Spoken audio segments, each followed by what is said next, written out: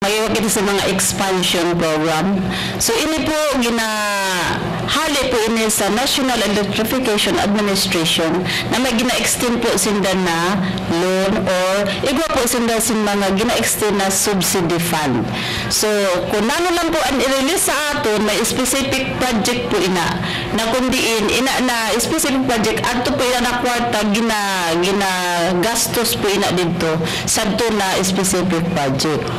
So ina po sunod po ina sa National Electrification Administration pag-supervise o pag-audit kung ito na-release ninda na construct ba dito sa specific project na ginasabi.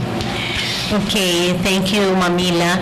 Now, usad po ini lalo na po ini pinaagi sa barangay electrification program sa natong gobyerno na kundi sinabi po kanina ni Mamila earlier na 100% energized na po ang Masbate.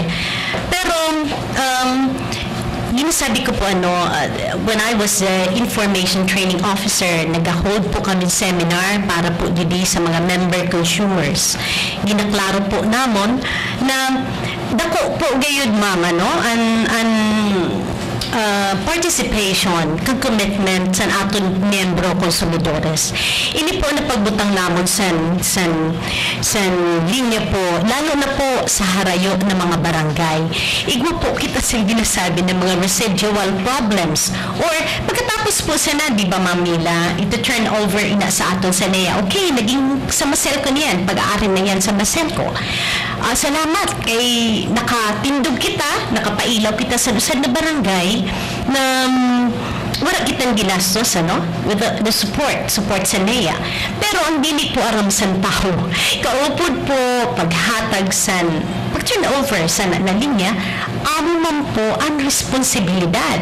Number one po, mama, is ang system loss, right? Ang system loss po natin, ginatagaan lang po kita para sa karaman po sa tanan igwa kita ginahatag, ay may ginahatag ang gobyerno sa aton ginasabi na system cap. Hanggang 14% lang ang atong system loss cap na gina-grant sa gobyerno. Okay. Para po dito sa mga dili pa nakaintindi nano po ang system loss. Okay? Nano ang system loss? Ina po ang natural na pagkalugi sa pagdistributor sa kuryente. Pinakasimple po na example, Ini po na aton linya na nagadalagan sa kuryente, sa aton, kuryente rather, nagadalagan sa aton mga linya, 13,200 volts yan. Na kung halaba po ang dalagan sa linya, nagawisik man po ang kuryente. So, halimbawa po, ang aton po source sa kuryente, adi po didi sa Pinamarbuhan Mobo. Kung adto ka po sa Esperanza, ang 240 volts na tuna didihali, naaabot na lang po minsan 160, 150, So ito po na nawawala na voltahe, amo po itong system loss. Now, na-mention ko po ini because sabi ko kani na paghatag sa aton pag-turnover sa linya sa barangay, dako ang system loss. Paano po apektado ang masel ko sana? Ini po ng mga barangay na intindog po namon, sinabi namon far lang, mga kadulu-duluhan na po ini. Now imagine po ang pagdalagan sa kuryente para po maserbisyuhan po kamudida ng mga taga-barangay sa harayo na lugar. Nagasuffer po ang kooperatiba sa system loss na dako. Pero sabi nga ni Mamila na service-oriented kami, ginaano namon ginasabat po namon ang losses para padayon po namon kamo na maserbihan. We're just hoping, ang ginangayo lang po sa naton kooperatiba na tani po, dili na lang naton dagdagan ang system loss through sa pagpangawat, Mamila, right? Ginahangyo po namon sa tanan na pumuluyo, sa tanan na mga member consumers ang masulko na kung pwede po mag-cooperate po kita aton po iwasan ina na paghimo sa mga illegal connection. Kay primero, ang disadvantages po sana kung masunog, wala pong sarap to ng maselko. Ina na mga patuwad-tuwad na mga metro, aton po ayuson kay ini na kooperatiba sa aton po initanan.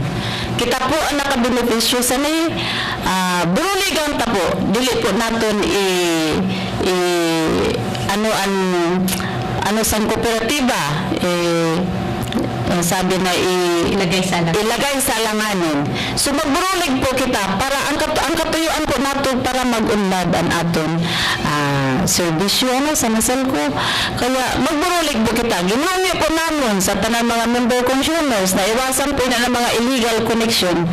Kay igwa po kita sinlawi sa Republic Act number 7832 kung mapatunayan sa maselko na igwa magayad sin illegal, so igwa po sin sarabton ito na mga member consumers na nagahimo sa mga illegal connection.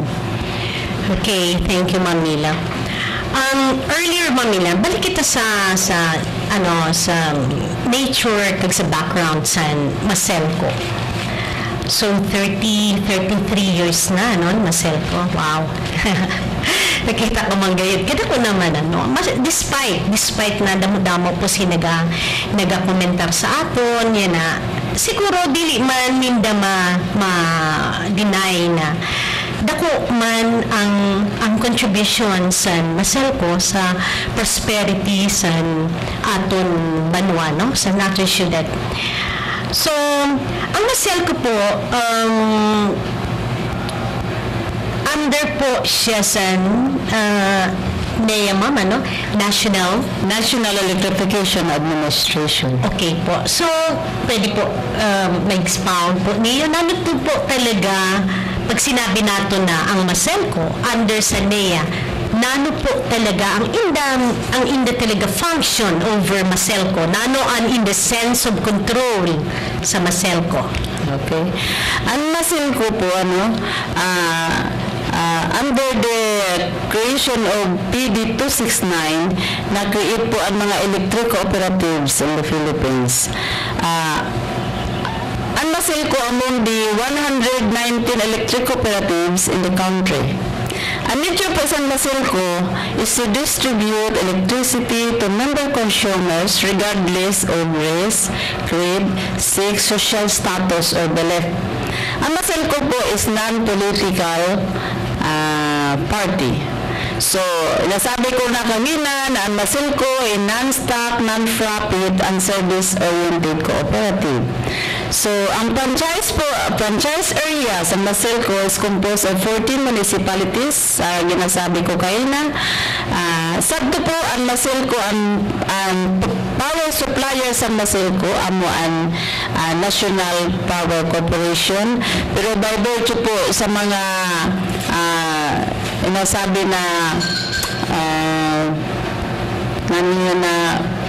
aton bago niya na gina-privatize na mga sa April under 9136, Republic Act 9136, gina-privatize na ang MPC, kaya gina-order ang gayud na magkuha sin mga IPP, Independent Power Supplier. So amo iniya na ang DMCI na adi na sa aton sindaan ang ganag sa bidding.